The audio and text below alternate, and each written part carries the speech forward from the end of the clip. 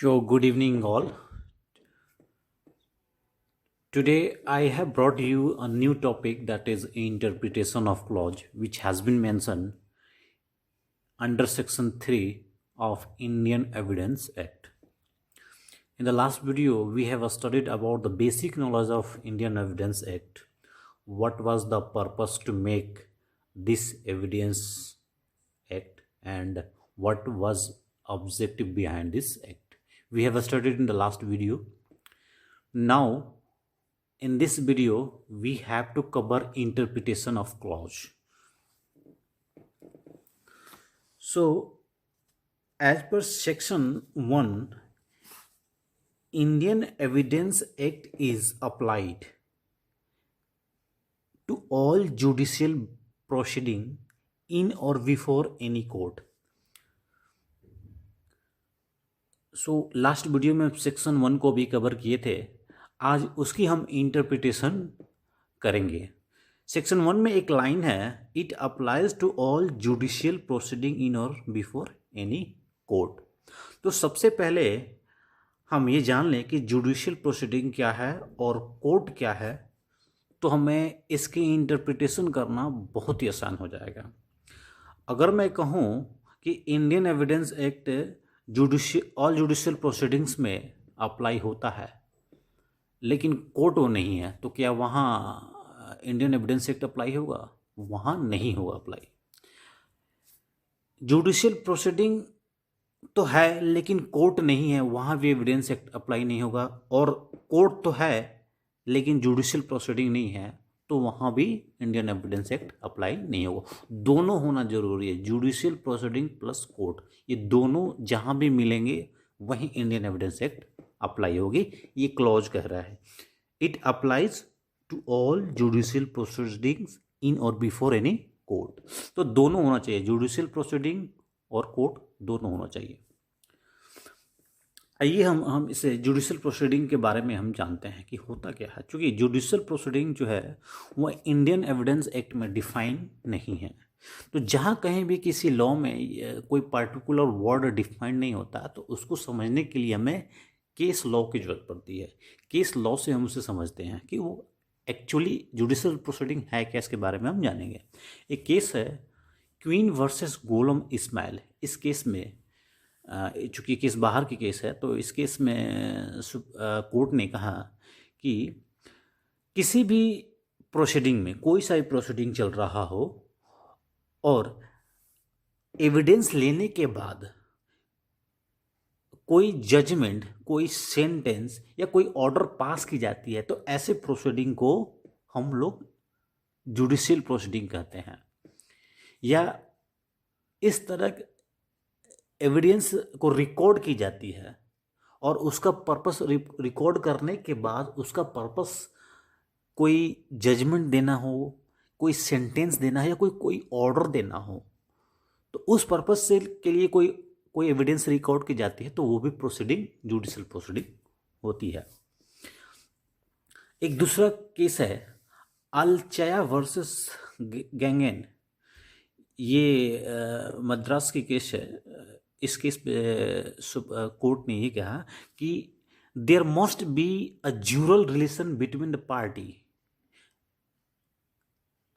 यानी इसका मतलब ये हुआ कि जो प्रोसीडिंग होती, प्रोसीडिंग 3 लोगों के बीच होती है, एक तो कोर्ट, दूसरा एक्यूज्ड और तीसरा विक्टिम। इन तीनों के बीच यदि पर्पस, कोई प्रोसीडिंग चल रही है जिसका पर्पस है कि कोई न्याय देना, कोई ऑर्डर देना या कोई सेंटेंस सुनाना, प्रोनाउंस करना, तो इस तरह के पर्पस से इन तीनों के बीच में कोई भी प्रोसीडिंग चल रही होगी वो जुडिशियल प्रोसीडिंग कहलाएगी। अलचया वर्सेस गंगेन के केस में सुप्रीम कोर्ट ने यही कहा है।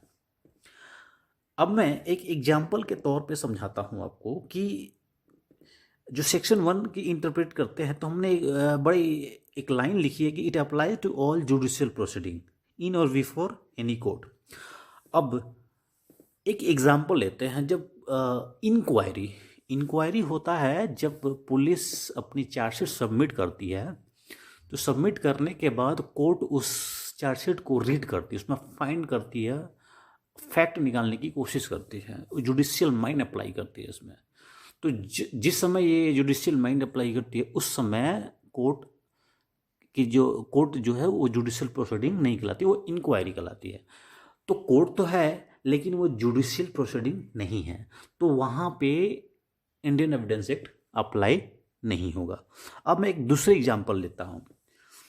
जुडिशियल प्रोसीडिंग तो है लेकिन कोर्ट नहीं है। जैसे कि कोई इंक्वायरी चल रहा है,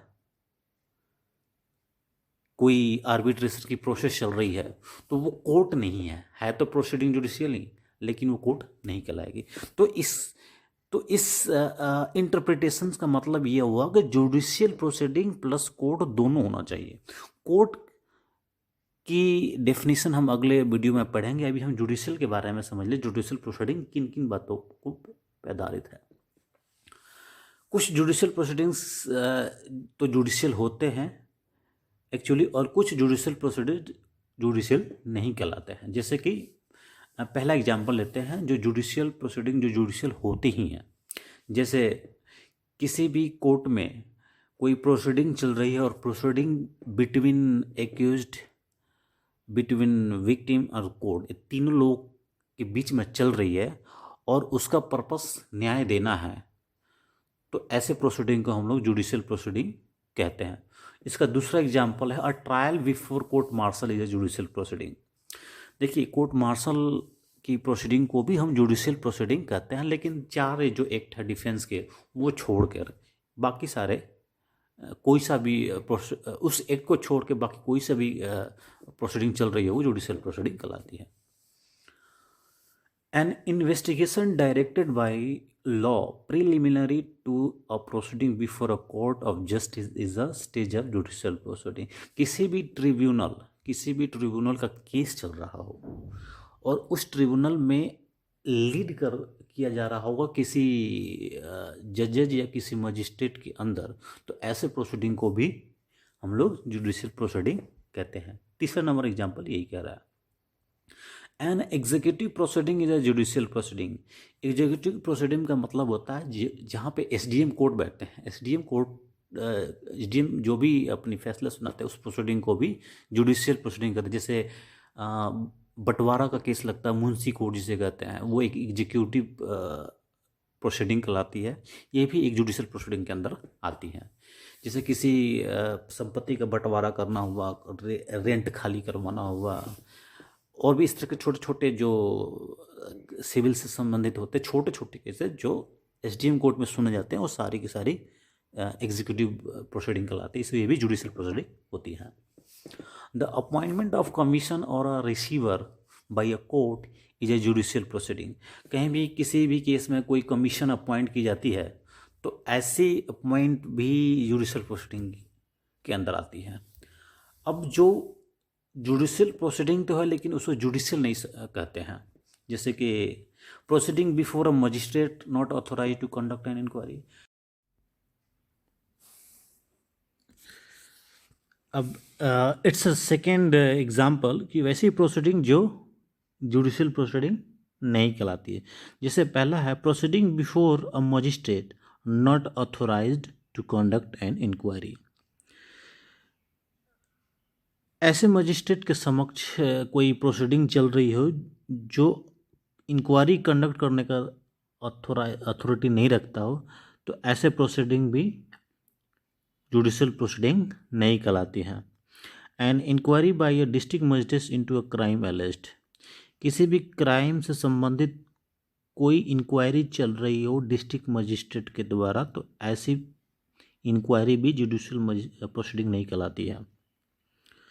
an inquiry under section 176 CrPC. कोई भी 176 का कोई भी प्रोसीडिंग चल रहा हो, सेक्शन 176 ऑफ सीआरपीसी की कोई भी प्रोसीडिंग चल रही हो, तो वो भी जुडिशियल प्रोसीडिंग नहीं कहलाती है। 176 सीआरपीसी को इंक्वेस्ट इंक्वायरी भी कहते हैं।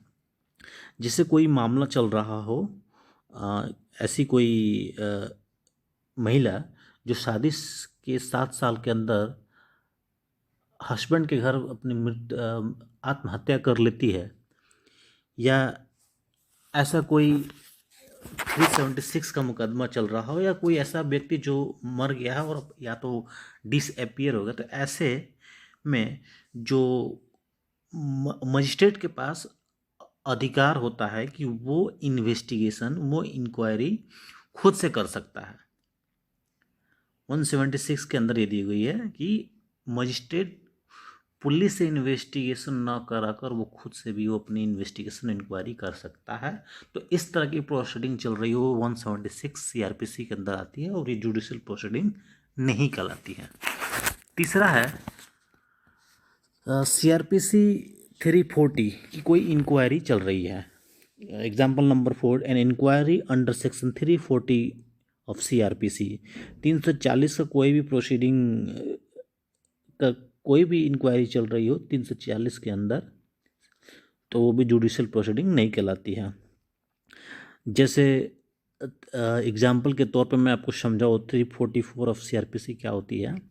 तो कोई व्यक्ति ऐसा कोई गलत एविडेंस या कोई फॉल्स एविडेंस यूज किया हो कोर्ट के अंदर, तो दूसरा व्यक्ति उसकी कंप्लेंट कोर्ट में कर सकता है एप्लीकेशन 340 लगाकर, और उस एप्लीकेशन पे कोर्ट डायरेक्ट कॉग्निजेंस नहीं लगती, उस पर वो कोर्ट अपनी इंक्वायरी करती है कि क्या वाकई वो जो एविडेंस लगाया है वो गलत लगाया है, फॉल्स लगाया है। तो ऐसी जब भी वो इंक्वायरी करेगा तो वो जुडिशियल प्रोसीडिंग नहीं कहलाती है। मैंने ऑलरेडी पिछली वीडियो में कहा कोई भी इंक्वायरी जुडिशियल प्रोसीडिंग नहीं कहलाती है। An inquiry conducted by collector under the land acquisition act. Collector के द्वारा कोई भी इंक्वायरी कंडक्ट की गई हो लैंड एक्विजिशन के अंतर्गत, तो ऐसी प्रोसीडिंग भी जुडिशियल प्रोसीडिंग नहीं कहलाती है। और departmental inquiry is not a part of judicial proceeding. कोई भी डिपार्टमेंटल इंक्वायरी चल रही हो कोर्ट की प्रोसीडिंग नहीं कहलाती है, जुडिशियल प्रोसीडिंग नहीं कहलाती है। The proceeding before the authorities of sale tax and income tax, labour tribunals, commission of inquiry.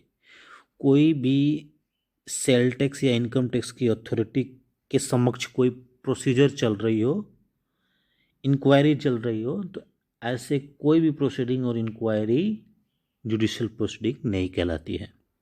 A statement recorded by magistrate in course of police investigation under section 164 CRPC। जहाँ जब भी CRPC 164 के statement को record करने के लिए police magistrate के समक्ष पेश करती है, 164 का बयान रिकॉर्ड करवाने के लिए, उसको कहते हैं 164 का बयान।